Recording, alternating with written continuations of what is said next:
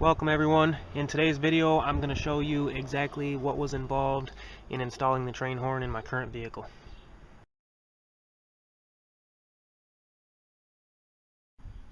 As stated in my previous videos, the horn itself, if you buy a real train horn, which this is a Nathan Airchime K3, it's a huge horn. I had nowhere on this vehicle, even though it is a full-size vehicle, there was nowhere to install this. So I ended up, at the moment, having this hole cut out in my spare tire well. The horn takes up the spare tire well and hides underneath once everything's tucked in.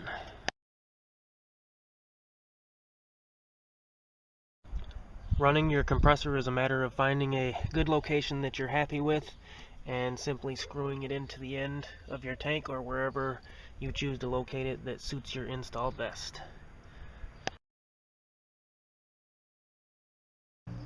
My wires aren't pretty right now, but as you can see, everything is hidden underneath of my spare tire well, so it's kind of up to you whether you clean up your wiring or not. I kind of tend to leave it alone because if something goes wrong, it's a lot easier for you to pull your wires apart and fix what's wrong.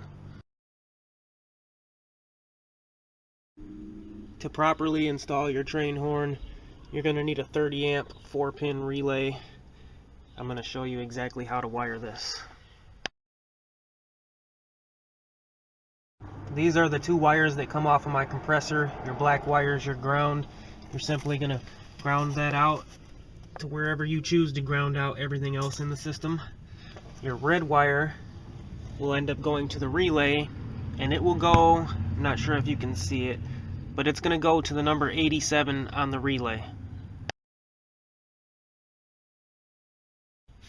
Your number 36 on the relay will also be a ground, and it'll also run to your ground point along with all of your other grounds. Number 30 on your relay will be your power wire. You want to run 4 gauge or bigger. Anything smaller than that, you're risking a fire, and it's just overall not good on your electrical system. So make sure you use 4 gauge when running the power to the relay. Always run an inline fuse when you're running a train horn setup, and that will be inline from your relay. The power that goes to your relay, you're going to make sure you want to put a fuse that has the proper amperage for your system. In this case, it's 40 amps within 6 to 8 inches of your battery, so there's no fires. This is the 200 psi pressure switch that you will need if you're using a Viair 480C that's capable of 200 psi.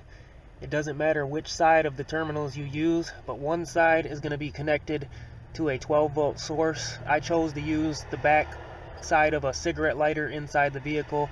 I spliced into the 12-volt, so when the car comes on, the pressure switch gets voltage. The yellow wire will actually run to your relay. When running the wire to your pressure switch, it is going to run to the number 85 spot on the back of the relay, which is this one right here.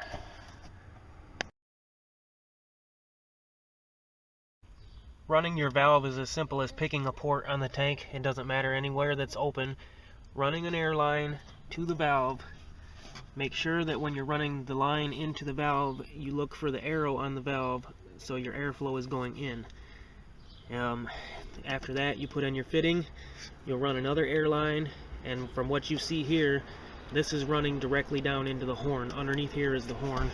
It's tucked up under there. I'm not sure if you can see it, but runs directly to the horn within an inch. So when that valve opens, I mean, you're getting instant pressure to your horn. Wiring your valve is very simple. It's another red and black 2-wire setup. You're basically going to run power to a momentary switch such as a horn button, and the power of this will run to the other side of that switch. So when you press your switch, this will open. The ground runs along with all of your other grounds wherever you choose to ground it. Simple on off by the push of a button. You can even use a flip switch if that's all you have available, just so long as you get power to this. When the power shuts off, the valve will close, the horn will shut off. Running a pressure gauge is optional. I had extra ports on the tank, so I went ahead and ran a pressure gauge. If you'd like to know what pressure's in the tank, go ahead and throw you one on there. It's a good little option. And that's pretty much all there is to it. That's the install. If you have any questions at all, if there's something I missed or something you just want to know about, feel free to leave me a question in the comments. I'll answer any and all questions that you may have, and I hope I can help you out.